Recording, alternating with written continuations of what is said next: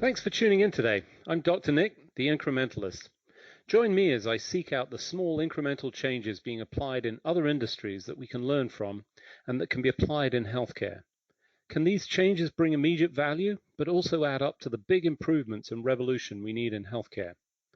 Come along with me to explore the possibilities.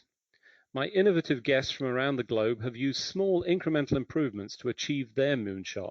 And today, I'm delighted to be joined by Laura Fernandes. She is the Senior Statistical Director at COTA. Laura, thanks for joining me today. Hi, Nick. Thank you so much for having me over. I'm so excited to be here today. So, as I do with all my guests, tell us a little bit about your background. You and I share some international heritage with perhaps a little bit of confusion and differences to the average bear. Tell us how you got here and, a little bit about your past. Definitely. So once again, thank you for having me over. I'm currently working as a Senior Statistical Director for Research at COTA.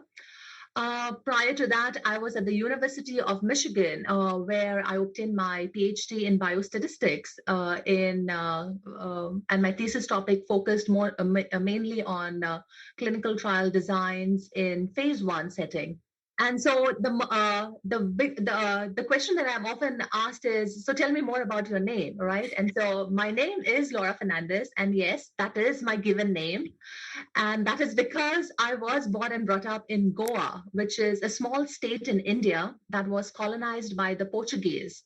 Unlike the rest of India, that was a British colony, which kind of explains my name, Laura Fernandes, because we had a lot of Jesuit missionaries who came in, and there were lots of conversions to Christianity. And that's how I got my name from my grandmother. And my name is spelled with the F and a S, unlike the Hispanic spelling, which is usually H and a Z, Hernandez, but mine is Fernandez.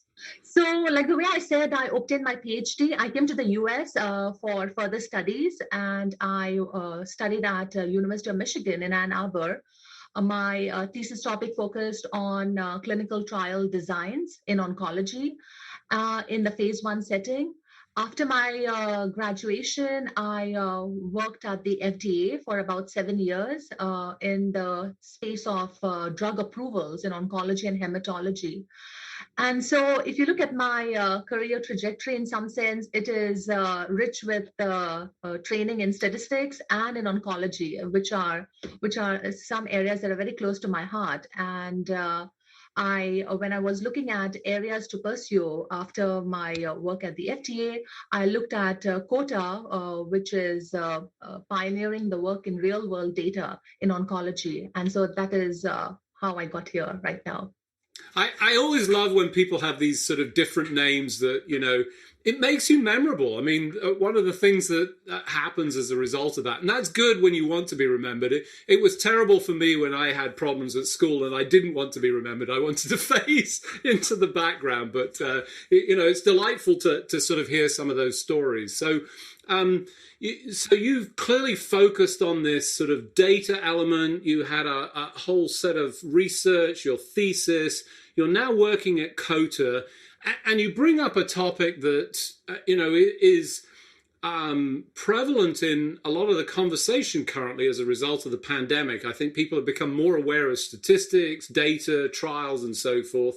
And you bring up something that is extremely important and something that is essential that people understand, but I don't think they do. So tell us what you mean by real-world data and how that compares to other types of data that are used in trials and the development of drugs and treatments. Yes, so you're absolutely right. Due to the pandemic, the use of real world data has become kind of mainstream. Everybody talks about real world data, and then the obvious question is, what is the meaning of real world, right? And how is that different? And so basically, the idea of real world data came up to differentiate it from what we call data that's collected in a clinical trial. And so clinical trials are in a basic, in essence, experiments done using human beings, human patients. And in a typical randomized clinical trial, you would have an interventional therapy or a new therapy that is compared for safety and effectiveness to a standard of care or your control therapy. So you have this controlled experiment with human beings, and data is collected at predefined time points. And so you have this rich source of data. So in contrast, real world data can also be called observational data that is routinely collected. Say, for example, in your clinical practice, when you go to see your doctor, the data that your doctor collects using electronic health records, electronic medical records, or when you have your insurance claim or your prescription is filled out, all this data that is collected in the routine clinical setting is what is called observational data. There are other sources also, for example, specific registry data or hospital registries.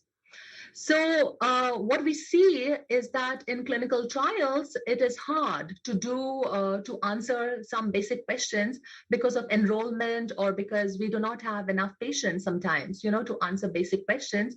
And so then we try to look out for other alternative sources to answer these questions that are becoming harder, especially in the case of oncology, where we are studying very specific genetic mutations, and so you can imagine it's becoming harder to enroll patients into these large randomized clinical trials.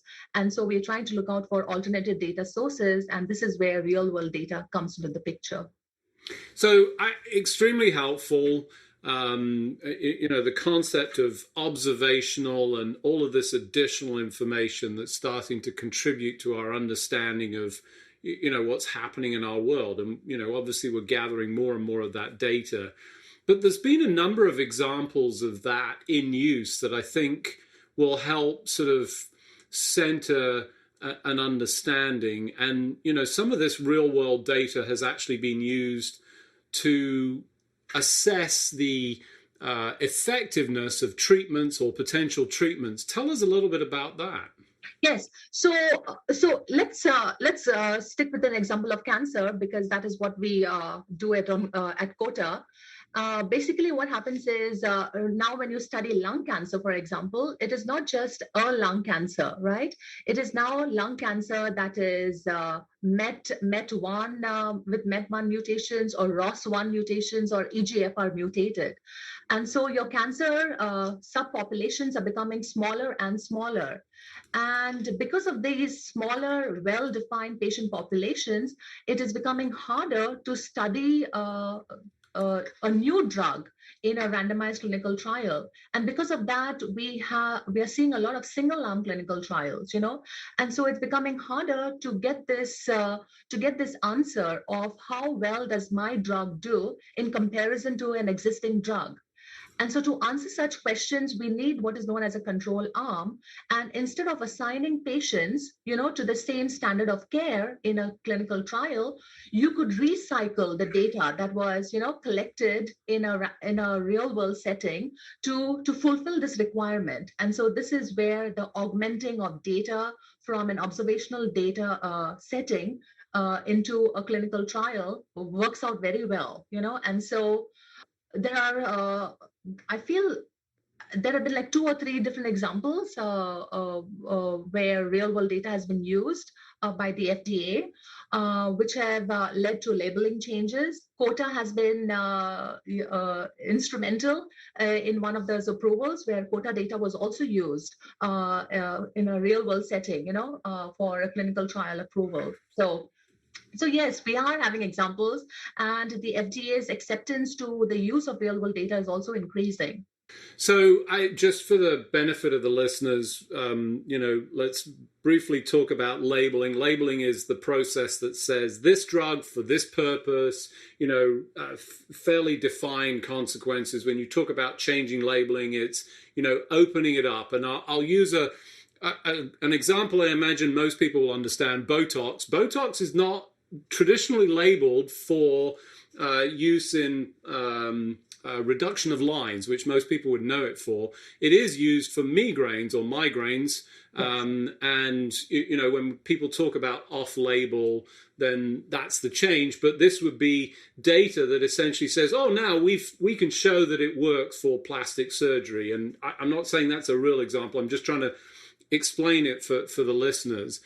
But you actually have been central in the pandemic to informing some of the insights that I think were essential very early on. There was a number of therapies that we looked at that, there was certainly some initial excitement and lots of interest, in fact, a number of trials. Tell us a little bit about that and hydroxychloroquine. Oh, yes, definitely. So there have been like several examples, and this is the reason why real world data has become so popular or mainstream during the pandemic, is because we have used real world data to inform our healthcare policy decisions. And so many of our mandates were dictated by the use of real world data. Hydroxychloroquine is a perfect example where we showed, and in fact, it was done using COTA's data. So COTA was responsible in curating this large data set that helped answer this question. And again, it was observational data. And it showed that using hydroxychloroquine did not provide any benefit in terms of reducing all-case mortality for COVID patients. In the same observational trial, we also looked at the use of tocilizumab and also the use of azithromycin, whether in or without hydroxychloroquine. And so these are perfect examples of where our understanding of what works or does not work was guided by the use of real-world data. So for those of you just joining, I'm Dr. Nick, the Incrementalist. And today I'm talking with Laura Fernandes. She is the Senior Statistical Director at COTA. We were just talking about real-world data, the application of its use in the pandemic, which informed a very clear understanding. I think anybody that follows me online knows that I am categorical about this. There is no value to taking hydroxychloroquine for the treatment of COVID-19 based on the data and based on all of the research studies, and COTA essentially contributed to that. You've talked, Laura, a little bit about this being observational data and the specific, this is as we move to the precision medicine, lower numbers of patients, there's a couple of things that sort of occur or strike me about this. The first is, randomized controlled studies are the gold standard for any judgment and assessment of treatments. As we move forward, we're sort of narrowing the spectrum of these diseases. Do you think the randomized control study is something that we'll look back on and say, well, it was interesting, it was useful, but it's no longer applicable? Or is this something that coexists with real world data? So you are absolutely right in saying that randomized clinical trials are the gold standard in establishing the safety and effectiveness of a new therapy in the market. So there is no arguing with that. But but we all also agree that randomized clinical trials, they do provide internal validity, and internal validity implies that we know how well this drug works in this well-defined patient population. But what they lack is external validity, wherein when the drug is given to patients who were not necessarily studied in the clinical trial, so when it's given to the general population, we do not know if those results are, if they're generalizable. And so this is what we struggle with randomized clinical trials, is that we do not have certain age demographics, certain genders, certain race categories also not studied in clinical trials, which kind of limits our understanding of how the drug will work when it is given to a patient like me.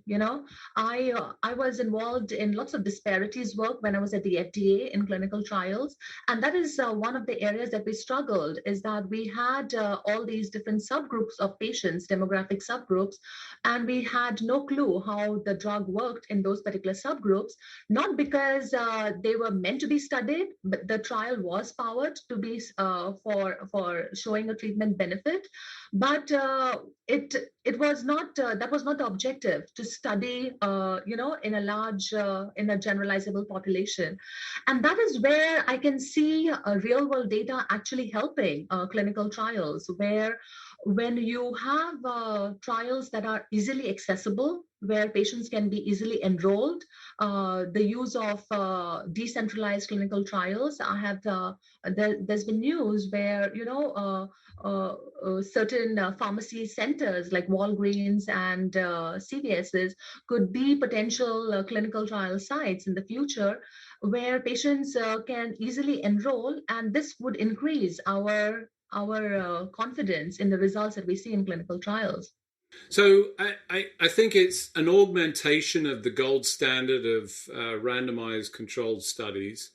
It builds on that information, but you bring up another interesting point, and it's always hard to know how well understood this is outside of the folks that really focus on this, and that is the disparity of the source data that is used. And by source data, as you described it earlier on, human trials, we test out drugs on humans. Ultimately, that's the only way that we can go through this process. And, we're grateful for people that volunteer. And, we've learned over the course of time to improve the regulatory surroundings. But what we failed to do, certainly earlier on, was to make that a representative population to test out on.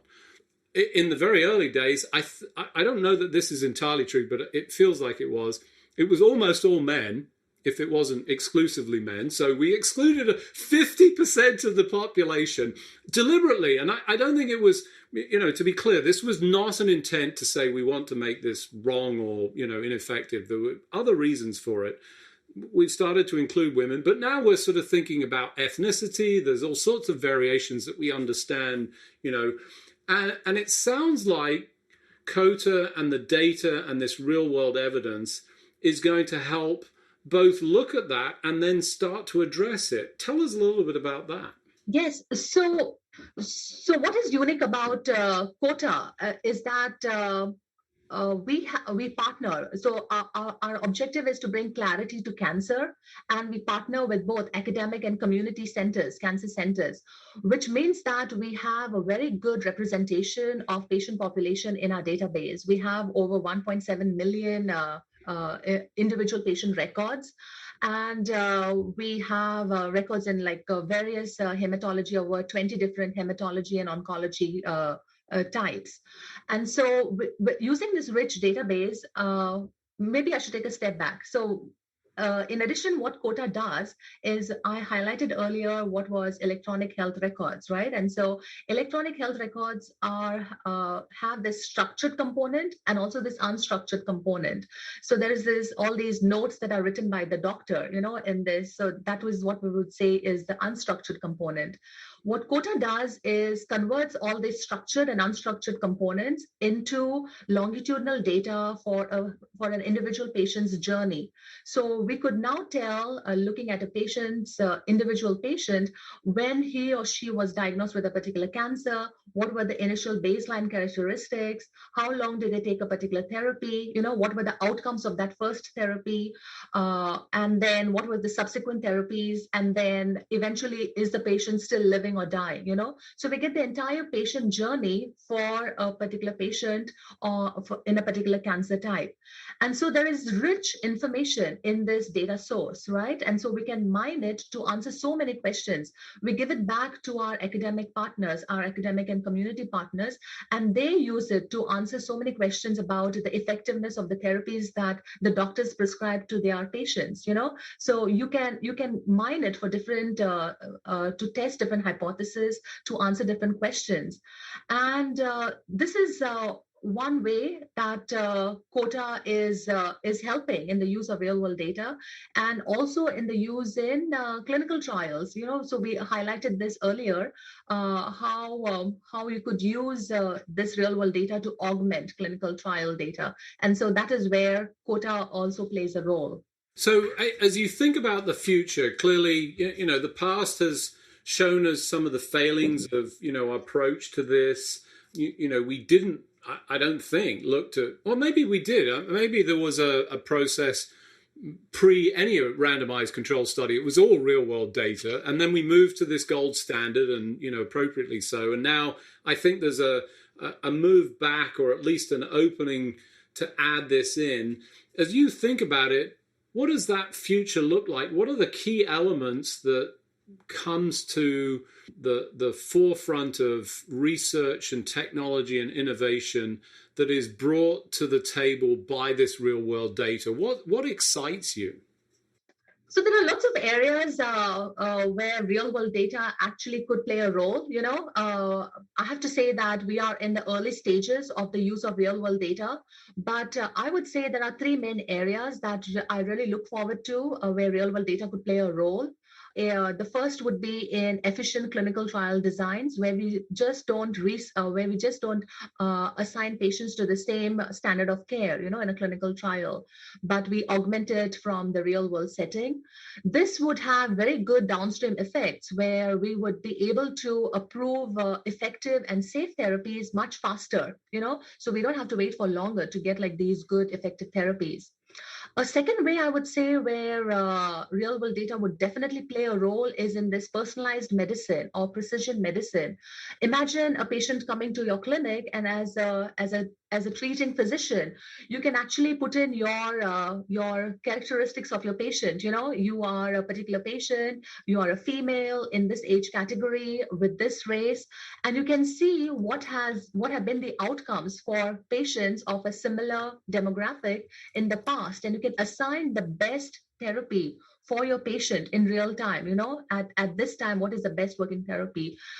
And in third, I would say the excess of new therapies for really disadvantaged demographic patient populations. There's going to be an increased accessibility, and we would see like fewer disparities in clinical trials and in clinical research because of the use of real world data. So I'm very hopeful about the future and the use of real world data in this setting. So as you think about the future, does this start to inform our policy and the way that we approach the development of drugs? And maybe it's the way that we label disease. I've had a number of conversations with folks, and, labels are important. They contribute to our understanding. You talked about lung cancer, and then it spawned into 4 or 5 versions. And then I'm thinking, I'm willing to bet that that's not just lung anymore. It's in other places. Do you think that's going to inform the future of healthcare definitions and labels? Definitely, Nick. We have already seen this, right, during the pandemic, where our use of real world data informed our policies. So the need for a booster shot for a vaccine was in fact defined or helped by use of observational clinical trials that were done in Israel and Qatar. So it was observational data that guided our mandates for the use of a booster shot in vaccines.